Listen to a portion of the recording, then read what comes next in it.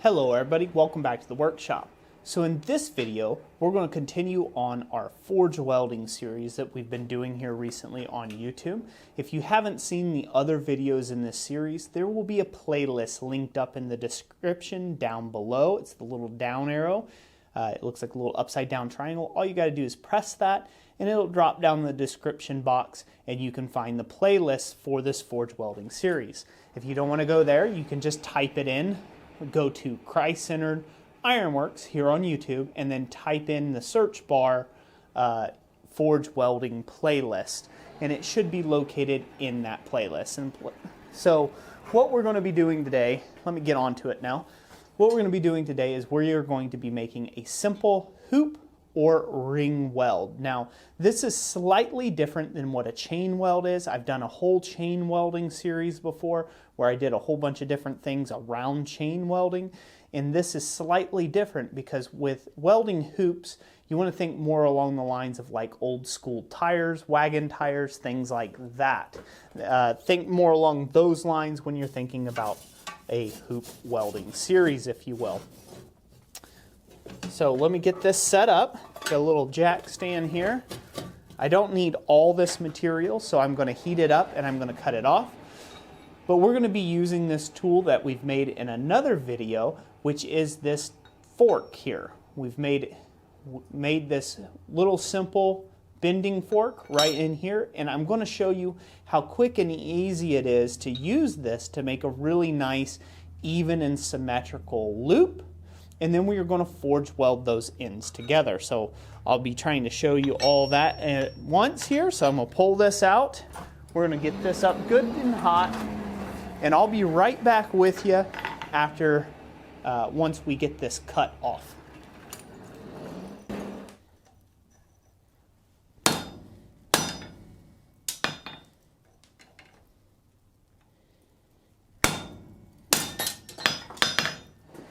So now we have this piece cut off to length, and before I take a scolding in the YouTube comment section, I'll tell you the size material that we are working with. This is an arbitrary measurement. You can make loops out of any size material you want. But the material size that I'm working with today is 1/2 inch wide by 1/4 inch thick, or 12.5 mil wide by 6 mil thick. For you fellas there across the pond. This is an arbitrary measurement. The length of this, I'm just going to approximate at roughly 12 inches or, whatever that is. In millimeters. I think that's 30 centimeters in metric there for you. I'm still working on the centimeter portions. I understand the millimeter sections. Still working on my conversions here to take and help everybody out there internationally. So if you know what 1 foot is in the comment section, go ahead and drop it down below. Now we're going to go ahead and bend this now using this. We don't even have to use a hammer at all. So we're going to use the bending fork. We're going to focus on the end of the bar first. We're setting this material down. And the key to using this bending fork and bending a nice loop is to take and use very small bites. So just like as if you're wiggling the tongs, that's what you want to do to take and start bending the loop. As it gets to the colder sections, it's going to want to do more kinking than it is bending, and we don't want that. Now we'll come back here and we'll adjust this wherever we need to later on when we start bending the loop around. But there we go, we've got that much bent already. Let's go ahead and heat it up some more in the straight section that still needs to be bent around and curved. And then we'll grab that curved section and finish out the bend. And then we'll just keep adjusting that radius until the two come around and meet.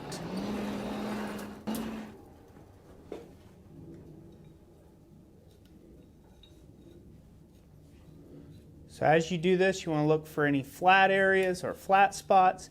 Again, we want to keep even pressure as we go, even bites, if you will, as you go around the piece. it's not always going to want to bend in the same area. So you'll have to adjust it ever so slightly every now and then if you've gotten the curvature incorrect. But now you can see it's coming right on around there with the minimal of hammer blows. That's what we want. So I'm going to keep working this around until I turn it into a circle. Again, you just take small little bites of material here to turn this into a nice perfect circle. You know, wherever it's the hottest, obviously that's where it's going to bend the most. So you want to be careful of that. But the ideal is to get as symmetrical of a loop as you can. This is going to somewhat distort later on, and that's okay. We can fix that. You want to go and get this as symmetrical as you can before your weld. It just makes your life a little easier after the welding's done.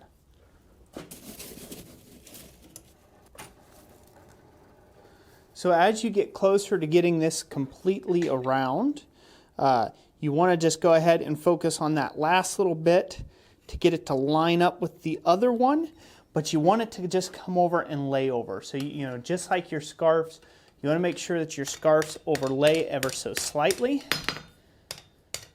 So this way that area of material where they're going to impact is going to be the right thickness and the right length. So you want to be real careful of this. You can use a whole host of methods to put stuff right where it needs to be. Now I've already done something wrong here.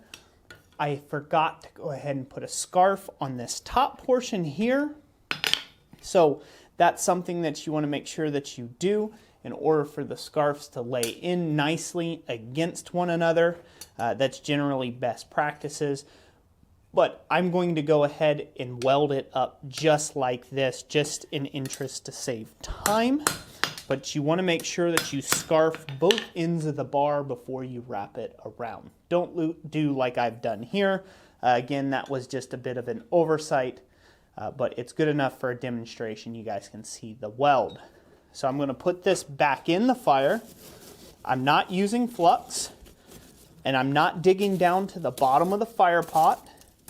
I'm leaving it up in the area where it's neutral in the fire, where the coke has consumed all the oxygen out of the fire, and then that's where we're going to bring it out. That's where it's going to get the most of the heat, but it's not going to get all of the oxygen that makes it burn. So now I've got to come over here to the horn of the anvil to actually make this weld. So I'll be right back with you as soon as this is up to a welding heat, and I've moved the camera to the horn so you can see. So this thing is at a full welding heat. I'm going to bring it out. We are going to go over the horn, and we want to make sure we do this fairly quickly with light, rapid blows. Otherwise it will come out, go back in the fire, and it's about that quick. You want to make sure both ends, they're not connected. You want to make sure they're both up to temp where they need to be.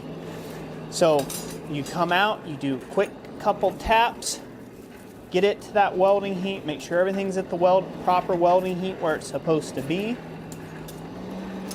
I'm just going to do this straight through here for you all. We're going to get this back up to heat. There's no sense in turning off the camera right now.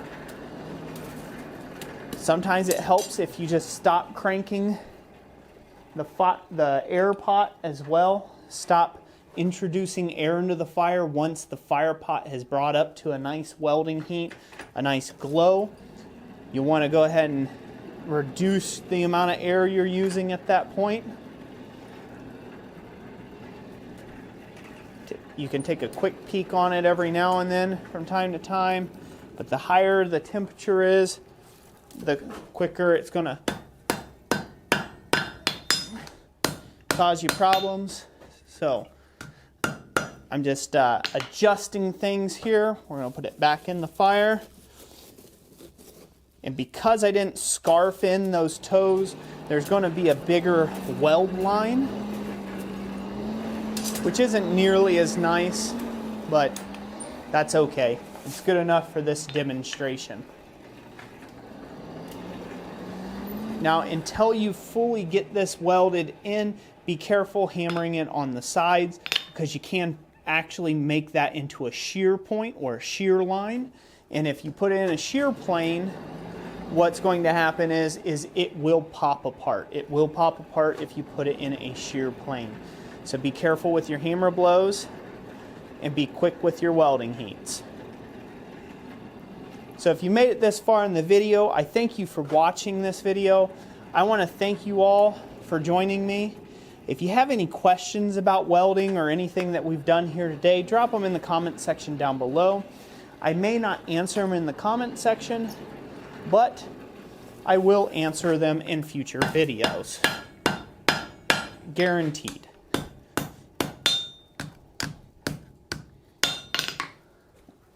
So, I'm going to go ahead and get this one more welding heat here, and then I'll let you all go. So this way I can show you the result after it's all said and done. Basically, the main difference between a chain link weld and a hoop weld is basically just a lap weld of sorts. It's just lapping over the top, as where a chain weld has been scarfed with a little bit of material pulled this way and a little material put this way, and it's put on the end, and it almost makes like this teardrop shape. That's the main difference, and you weld it on the side, not on the top and bottom for the chain welding. So that's the principal difference between these two. I know some people are like, well, isn't that just the same as a chain weld? It is not. It's decidedly different. Again, just bring that up to a nice good heat.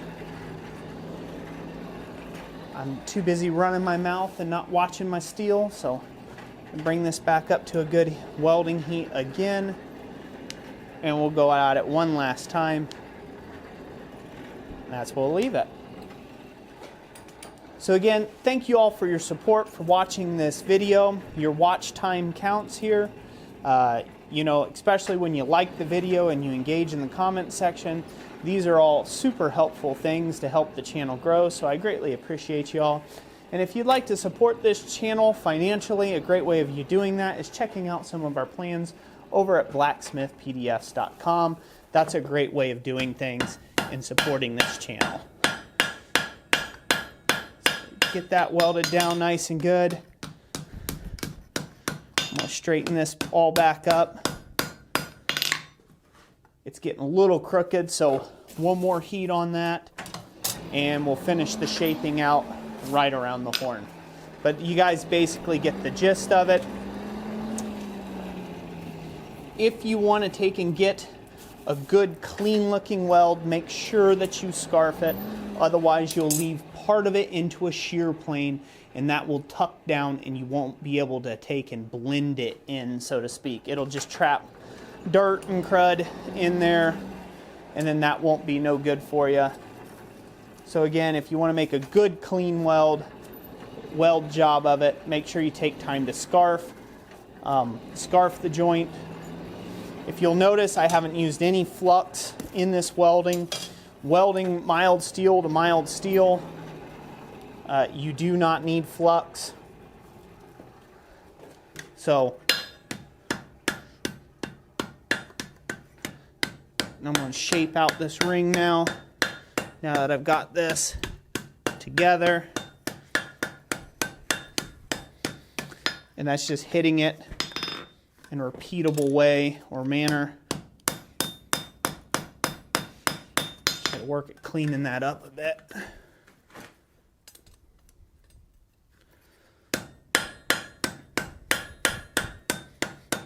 And get some radiousness in there. Some radiousness.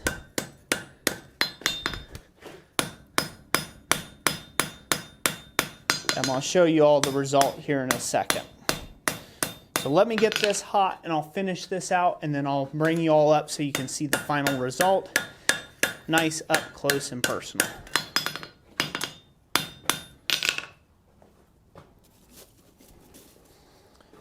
Okay, I finished shaping out this ring. Got it all nice and round for you. Just so this way you can see what a round ring would look like.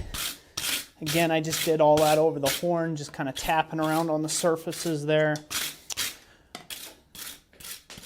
I didn't want to make you guys watch 45 minutes of me cleaning this up. It wasn't that long. It took about 5 minutes. It takes longer to explain it than it does to do it, usually, or to explain it well. But there you have it. So there's a perfect, well, as close as Roy's going to make it to perfect, I should say, ring. Now, if you'll notice some key details here, if you see here, you can see a pretty good line, or at least I think you can on the camera there. You can see a pretty good harsh line, and if you look on the edge here, it really bit down, and it shows a telltale sign of that biting in like I was talking about in the shear plane, as where the inside of the loop has a really nice thin line that could end up be blended out a lot better than what I've done, but that's acceptable in forge welding terms. Now, it's a common misconception that when you forge weld, that a good forge weld is one that is completely disappeared or something that you can't see anymore. And that's really not the case. A good forge weld is when you have had a good clean weld instead of having it all burn up or scaled, or that it's wasted away, or you lost the plot, you kind of hit on it too much and thinned out the joint. That is a good forge weld. The point of forge welding in most cases is to make something strong. You know, you want to be able to loop this around and weld it together to increase the strength of this ring, because this might be used for tugging, this might be used as another part that's holding up some sort of ornamental element, and you want this ring to be fairly strong. Otherwise, we would just bring the ends around and just butt them together, and why forge weld? There's really no added benefit to forge welding something like this. So the main purpose of forge welding is you want to make sure that the forge weld is good and strong. So you need enough beef, heft, and material at the welded joint to make a good welded joint. So if you've got to upset a little bit of material first, then you have to do that. You don't want to leave anything that has a shear plane, because that is a stress fracture waiting to happen in your weld. Hence the reason to have scarves on things that reduce that and don't put anything in a shear plane. So the more you can dress this out, or dress out your scarves and get them to blend in, the better it is.